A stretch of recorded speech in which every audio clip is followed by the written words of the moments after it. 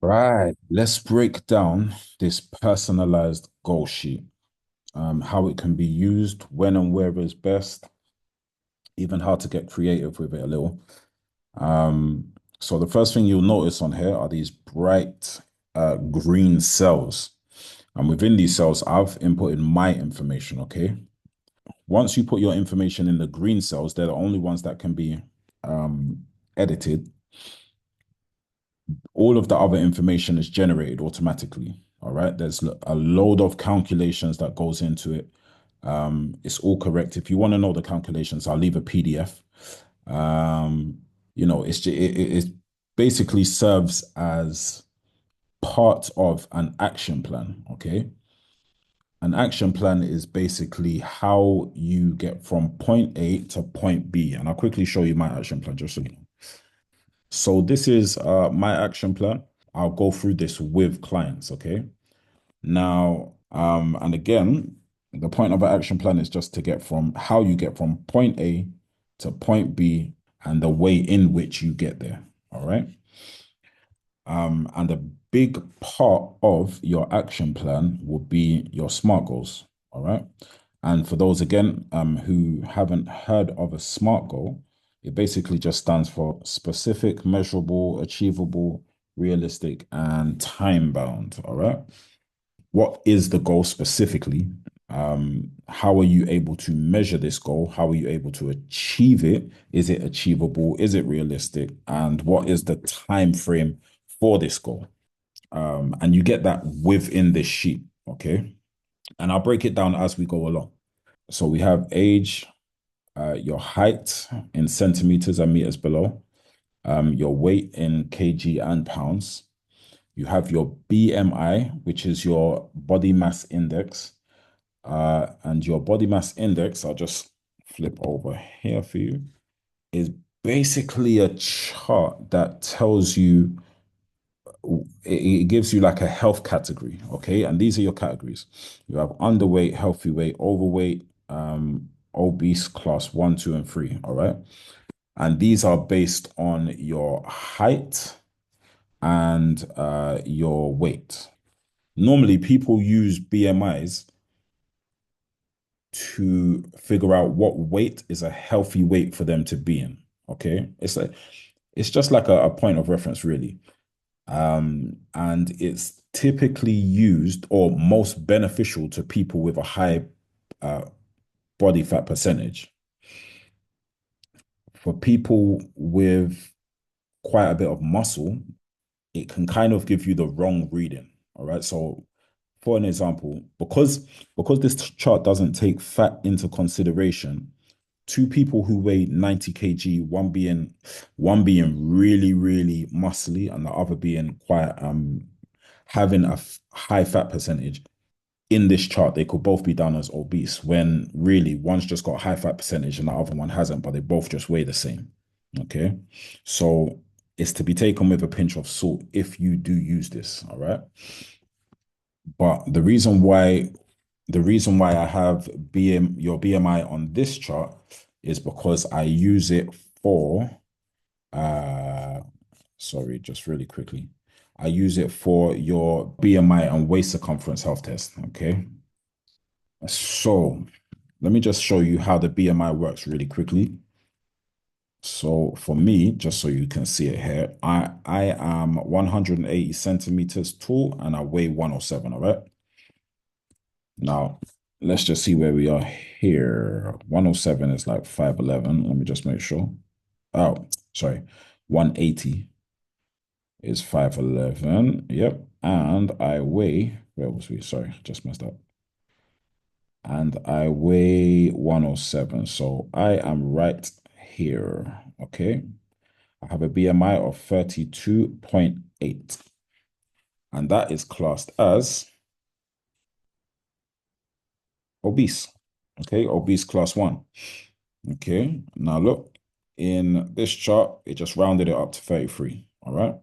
That is my BMI. And what I would technically do from there is I would look for my healthy category. Okay, so my one will be up here. And look for the weight within that health, the weight within that healthy category, which is 79.5, between 79.5 and between 61.4. Okay. So between these two weights, I will be classed as healthy. And it's just a nice reference point if you don't know where to start. All right. But luckily for you, you will know where to start because it's on the goal sheet. All right. And we'll get there in a sec. So here you have your current fat and your fat in kg below that. Okay. Here you have your desired fat percentage, and your target fat in kg below that. That's the fat that I would want to be. And I'm going to get to these calculations in a sec. Here you have your current LBM, which is your lean body mass, in kg. And your lean body mass is basically the weight. So imagine your imagine everything in your body besides fat. Okay, so your bones, your muscles, blood, organs, literally everything in your body minus the fat. That's your lean body mass. Okay. Now, my lean body mass in kilograms is 76 kg. Okay. That's my lean body mass. And below I have that in pounds. And next to that, I'll show you why this is useful in a sec. And next to that, I have my goal weight in kg. Okay. Now, my goal weight will be based off of my desired fat percentage. Remember the fat percentage that we was talking about earlier? With uh, between that 13 and 15 area being the kind of borderline of athletic and fitness fat percentage. Yeah. So I put my desired fat percentage as 14. That's my go-to. And when I get to 14, that's when I change everything up and I put it lower. So at the moment, I'm 29% fat in the obese category on the BMI. 29%, 29% of my actual weight is 31 kg, right? But I want to be 14%, which will be 12, okay? 12 kg, basically. So if my lean body mass, basically that's my body without fat, yeah. If my lean body mass is 76 and I want to get down to 14% body fat, which is 12 kg, I add that 12 kg to my 76, which gives me 88. Okay, that's my goal weight based on my fat percentage. My lean body mass plus the fat percentage I want to be in kg, add that up, and it gives you your goal weight. Okay, the fat that I would have to lose in kg is 18.6 kg. All right. So in these red boxes, I've been given out the fat that I need to lose. I have here a minimum time to lose the fat. So that's going to be the quickest time that I can lose this fat. Okay. And I wouldn't go anything um per week, sorry, I wouldn't lose anything more than 1 kg, because if you lose more than 1 kg per week, you really start dipping into your muscle. All right. It's really like detrimental on your muscle, to be honest. So the minimum time in weeks and months, same thing. It just, I just convert it, is 19 weeks. All right. 19 weeks, just under 5 months. The maximum time I have to lose this fat, which is the longest period it would take me to lose it, if I had to lose my fat 0.5 kg per week, or a fat loss of 0.5 kg per week, which is the recommended amount to lose per week, because you're able to retain more muscle, it would take 37 weeks for me. All right. Which is just over 9 months. And below that, I have the average for both the minimum and maximum time in weeks, and the average for the minimum and maximum in months. Okay, so these are my average times, and this is more of a realistic time because you have good weeks and bad weeks. Okay, so I would look more at this and this, even though they're the same thing basically. Down here, this is all based on your heart rate. Okay, your heart rate and something called training zones, which is a percentage of your maximum heart rate, how high your heart can actually pump if you train the hardest you ever could. So over here, I have my maximum heart rate. So if I had to do a 100-meter sprint and I was really trying to win the race and I put my 100% effort into it, my heart could beat 181 times in 1 minute if I put my maximum effort into something. Okay. Now that's my maximum heart rate. And how you get this number, I'm not too sure if I just mentioned it or not, but I'll say it again. You get this number by minusing your age from 220. Okay, so it's quite a generic number if you want to say it's or calculation if you want to say. There's nothing that makes it kind of tailored to any individual. Next to it, we have the RHR. Now, this is the resting heart rate. And this is basically your heart rate at rest. And then next to that, you have your heart rate reserve. And this is another training zone calculation, if you want to say. You would use your maximum heart rate or your heart rate reserve to work in a training zone. And I'll explain training zones in a minute. All right. So again, your heart rate reserve is just your maximum heart rate minus your resting heart rate. Okay. That's how you would use your heart rate reserve in a training zone. All right.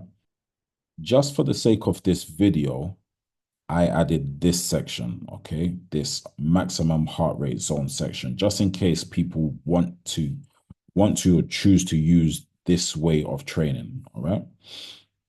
I never use this because it's not tailored to me. I train by my heart rate reserve. All right. It's more accurate for me anyway, because I've tested both of them. And for me, heart rate reserve works more, right? Or it's more of a realistic representation of how I'm training at that time. Let's break down really quickly what training zones are now. Okay. So when you're training, there's two ways you can train. You can train moderately or you can train vigorously. If you were on a treadmill, for example, and you were training moderately, I could probably have, or you could probably have a conversation with someone whilst you're on that treadmill. Okay.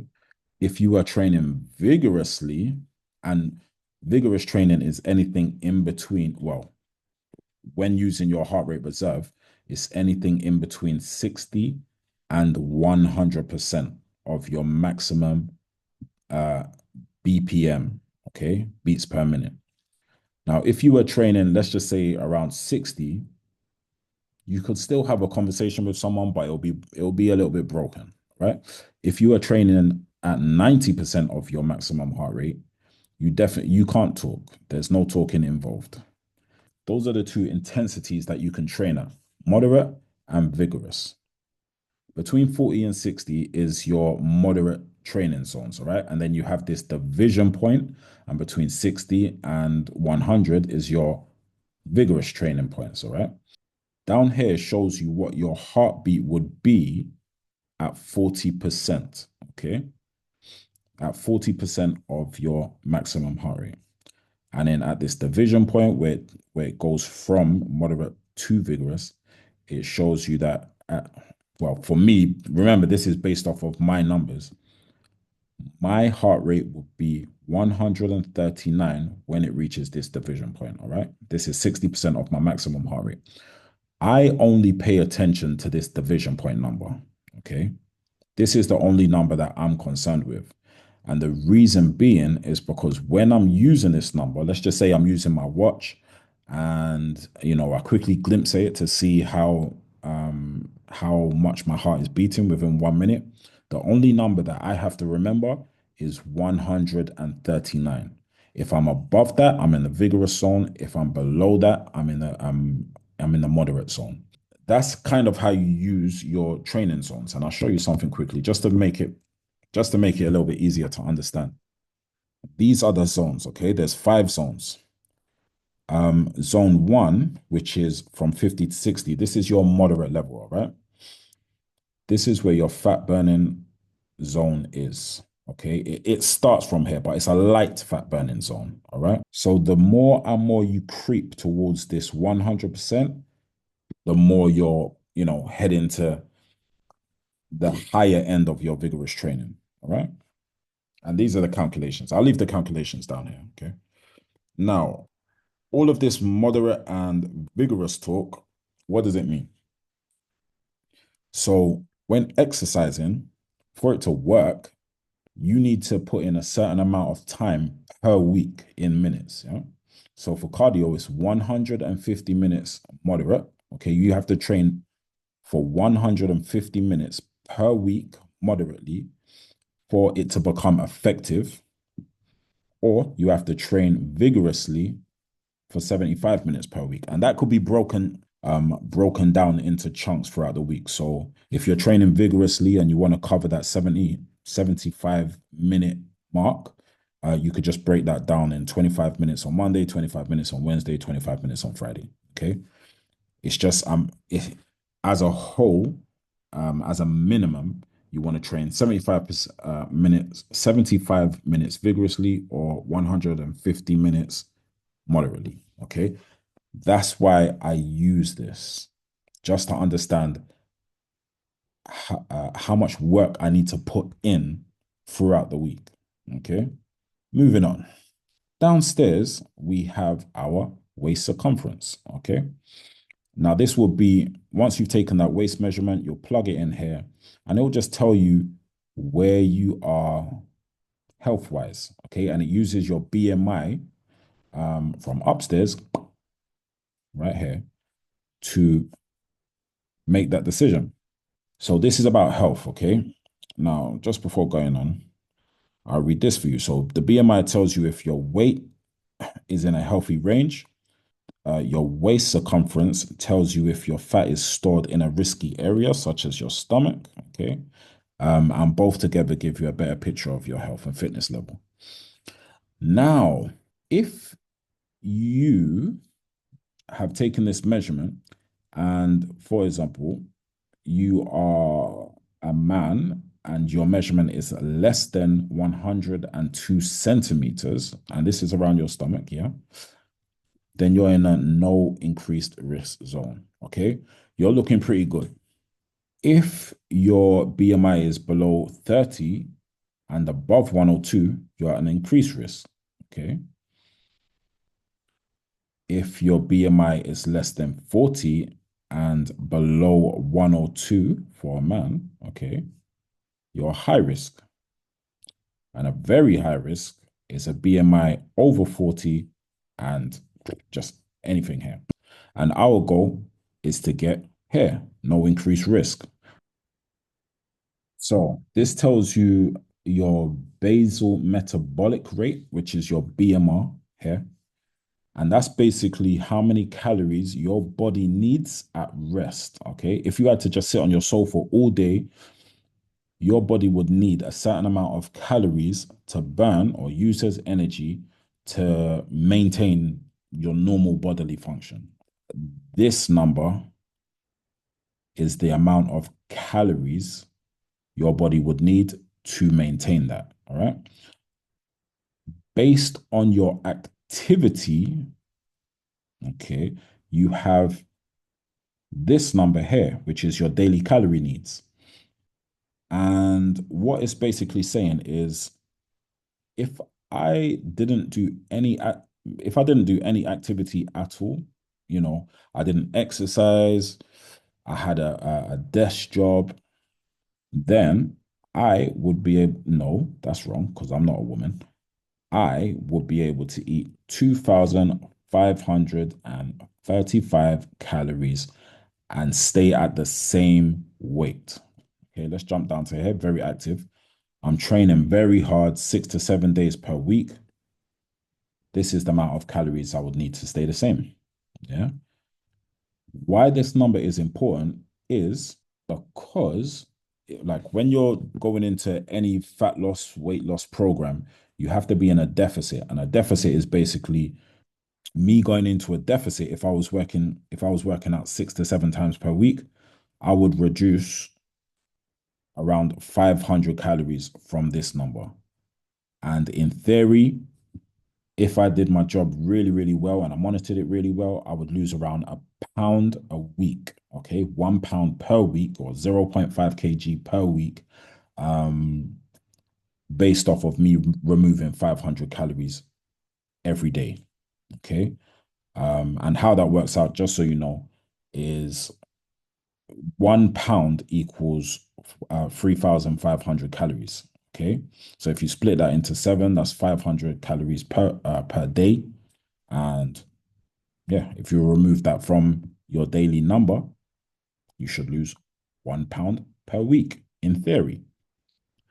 Here, this is the my weight in kg.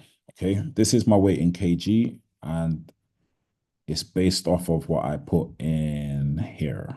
All right.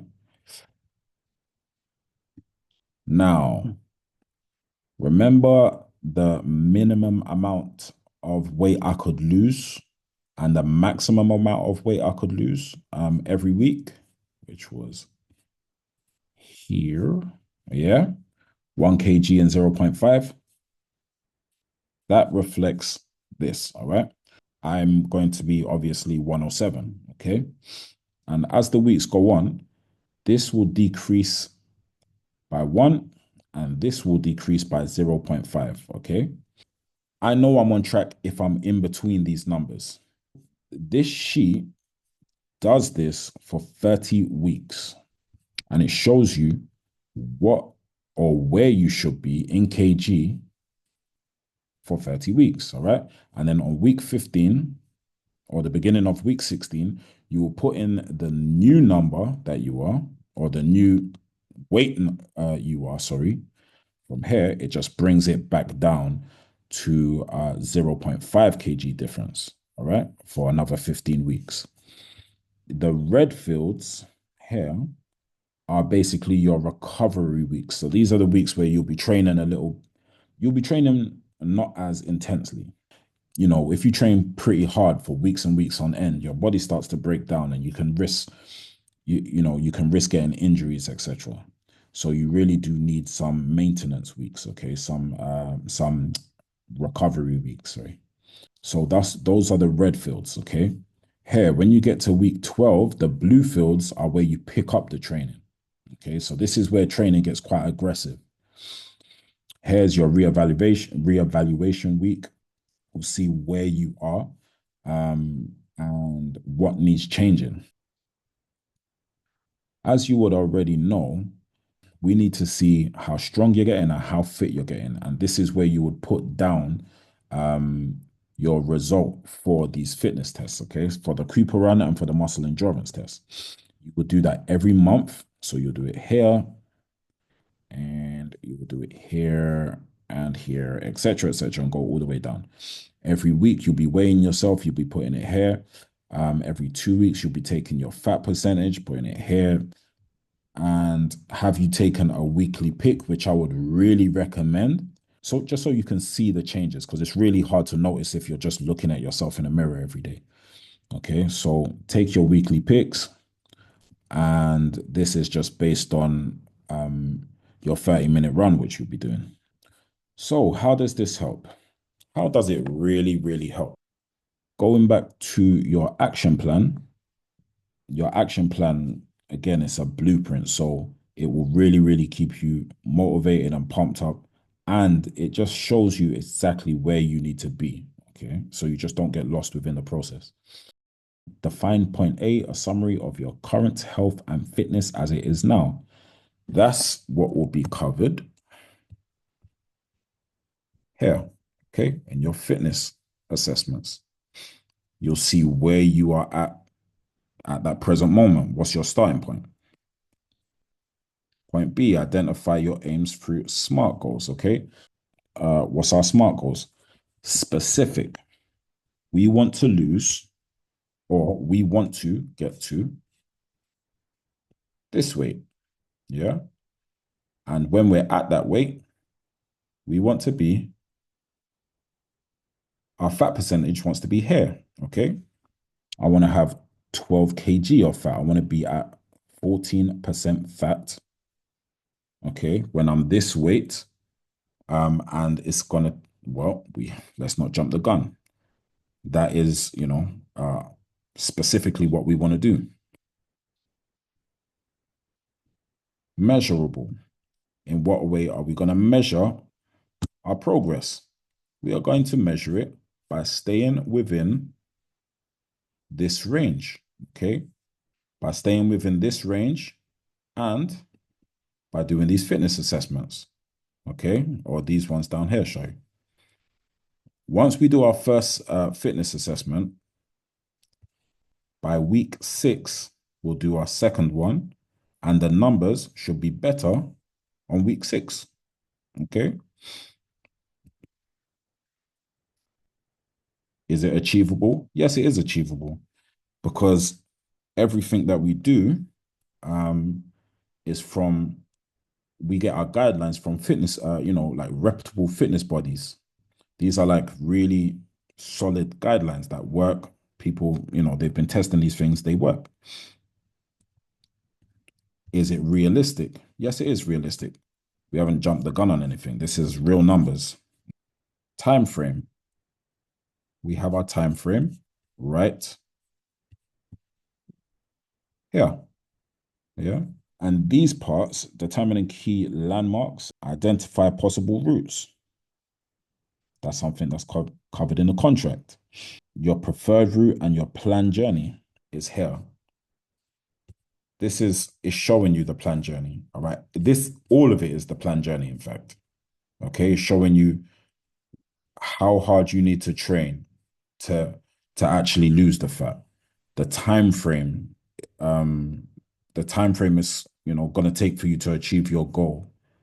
The weight you need to be, your health levels, how, um, where you need to be at an optimum health level, sorry, what you need to do nutritionally.